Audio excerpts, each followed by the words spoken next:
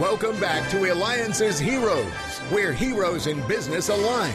To be part of our super community and find out more about Eliances, visit www.Eliances.com. Now, back to our super host, David Cogan, founder of Eliances. Wow, what an exciting morning it has been. We just interviewed the king of sales training. He is the CEO of Sandler Training. And next, when you find out who our next hero is, who holds 5 Guinness Book of World Records, you are going to be amazed. With that, this morning, Saturday morning, I have Vincent Zurzolo with Metropolis Comics.com. He is the owner. Good morning, Vincent. Hey, thanks so much for having me on the show. Well, it's all about heroes, and certainly your gallery, your auction site, your site online has more heroes than anyone because you do exactly what? I buy and sell vintage comic books, and we also auction vintage comic books and original comic art, and we also are the only gallery in New York City dedicated to original comic book art and fantasy art. What a fun business to be in. Now, our audience is dying to know, because we've had commercials out there. We started our show with it, too, as far as Guinness Book of World Records. They're holding on to their seat. What Guinness Book of World Records does you and your store have? Well, we hold several different Guinness World Records. We were the first company to ever sell a comic book for $1 million. That was Action Comics #1. That was an 8.0 condition, and that was in 2010. We also held the world's record for the most expensive comic book ever sold, which was Action Comics #1 in 9.0 condition for $2.2 million.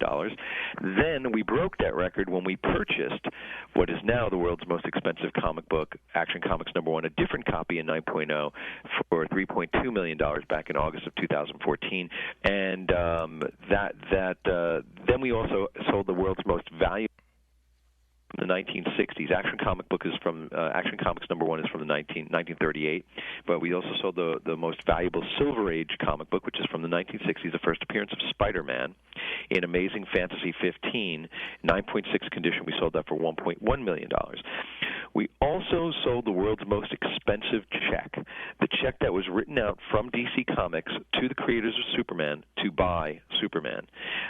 That check was written out in 1938, and the sum total was $412, which was not just for Superman, was included several other stories that they had written. And we sold that check for a record $160,000. And we sold comic books, original art, movie posters. We delve into a bunch of different types of collectibles. We've even bought and sold dinosaur fossils. And I've even sold a lock of hair, the hair from the head of one of the creators of Superman. We sold a lock of hair for $1,000. Unbelievable. This is unbelievable. And again, you can reach Vincent by going metropoliscomics.com.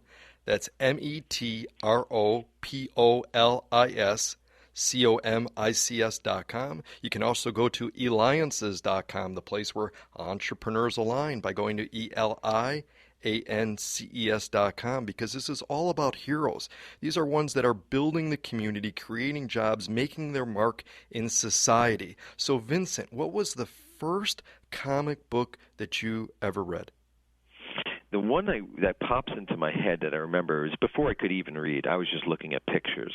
I was a very, very little boy. I had 2 big brothers who had comic books, and it was a Ghost Rider number 19. This is the early to mid 1970s. And I remember there's a picture of Ghost Rider on his motorcycle fighting the devil.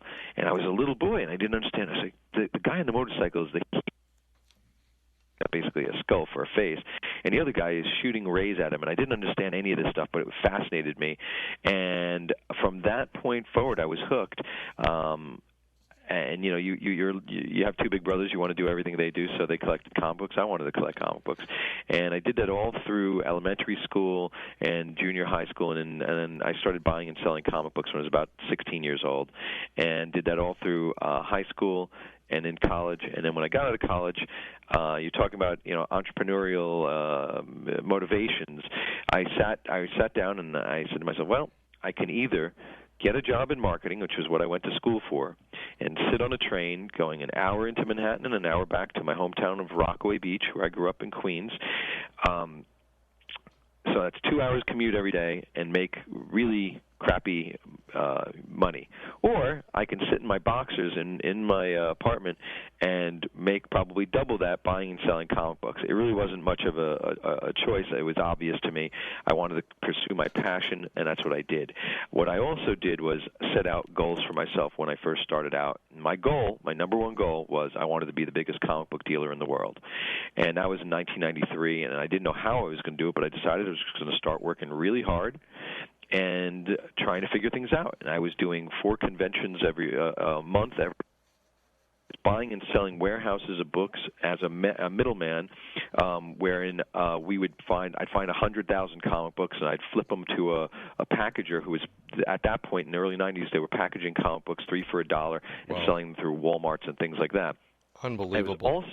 I was also selling comic books on the streets of Manhattan. I would drive into Manhattan with 2 card tables, set them up with 8 boxes of comic books, and I'd set up on Broadway between John and Maiden, and I'd sell to all the Wall Street guys who came out around 3 o'clock in the afternoon. And that's what I was doing. I was selling comic books at conventions on the streets of Manhattan, doing the packaging deal, and I built my business from there and started doing conventions all over the country. And in 1996, I co-founded Big Apple Conventions, the longest-running comic book convention in New York City.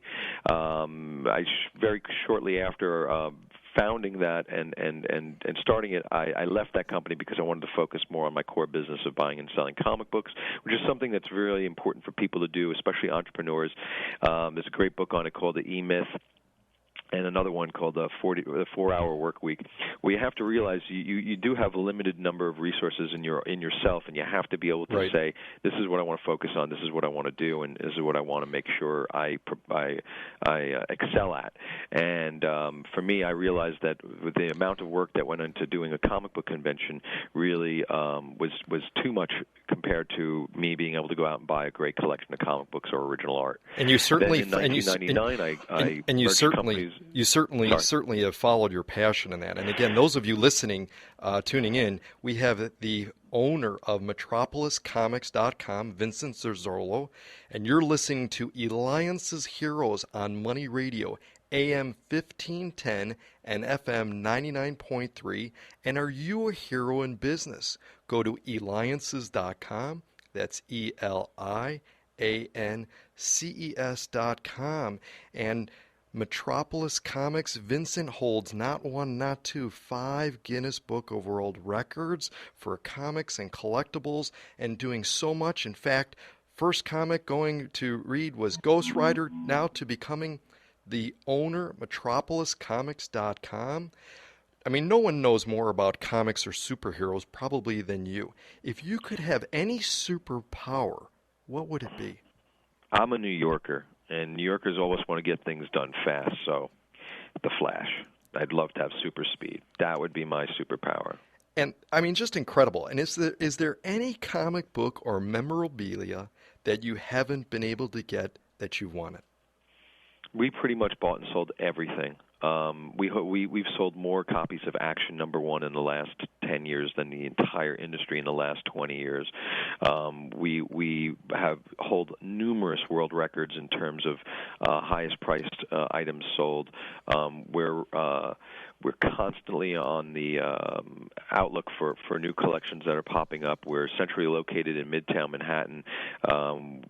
We're all over the place. I eat, breathe, and you know what, comic books and artwork. So I'm always on top of things, and we're looking for new comic books. We're always buying, selling, taking things on consignment for our auctions at ComicConnect.com. So we're out there. But look, you're talking about heroes, and you're talking about the entrepreneurs, and I just wanted to point out one thing. You know, I kept running my business, and the one guy I couldn't figure out how to beat was this guy named Stephen Fischler. I mean, we started doing business together. He owned Metropolis Collectibles, and I guess you can see where this is going. Yes. And the old saying, if you can't beat him, join him.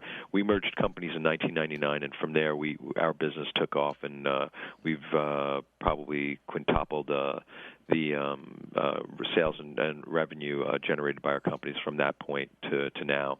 And what we're really happy about seeing is we're happy about seeing the incredible success of the television shows and movies that have brought a lot of new collectors and investors into the comic book and original comic art market. So that makes a big difference. Also, having comic books for people who don't know how to grade comic books. Right. About 16 years ago, people were able to buy third-party graded comic books from CGC and CBCS. So that helps anybody out there who's interested in doing this to be able to Fantastic. And again, thank you, Vincent, with MetropolisComics.com. This is David Cogan with the Eliances. Thank you, too, to our producer, Christine Jeffries from LoopyDocs.com, for helping to produce the Eliances Hero Show. She Speaks Geek, and you can reach her at LoopyDocs.com.